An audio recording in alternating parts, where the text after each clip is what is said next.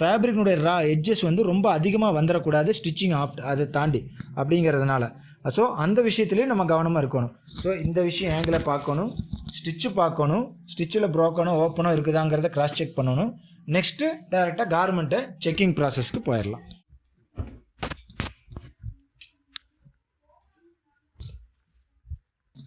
இப்போ next process checking தான். டேரெக்டாக செக்கிங்கை பொறுத்தளவுக்கு பார்க்குற போது ஏஜோன்லேருந்து நம்ம 1 by 1 எல்லாத்தையுமே பார்க்க ஆரம்பிச்சிடும்.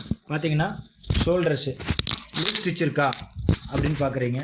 ப்ளஸ் ஏஜோனில் இப்போ ஃபோல்டிங் அடித்தது ஏதாச்சும் இது ஓப்பன் தெரியுதா, இல்லை. ரிப்பில் சிங்கிள் நீடில் ஆப்ரேஷன் அந்த டாக்கான்னு நம்ம சொல்கிறோம் இல்லையா, அந்த ஸ்டிச்சு ஸ்கிப் ஆகி வர்ற பிரச்சனை இருக்கா, இல்லை. அடுத்தது ஆமோலில் மெயினாக இங்கெல்லாம் வந்து ரொம்ப கவனித்து பார்க்கணும். ஆமோல் ஓப்பன் இருக்கா, ஸ்லீவ் ஓப்பன் சொல்லுவாங்க. அது ஸ்டிச்சு கரெக்டாக கவர் ஆகலைன்னா, ஃபேப்ரிக் டு ஃபேப்ரிக் கரெக்டாக மீட் ஆகி கவர் ஆகலைன்னா இந்த பிளேஸ் ஓப்பன் ஆயிரும்.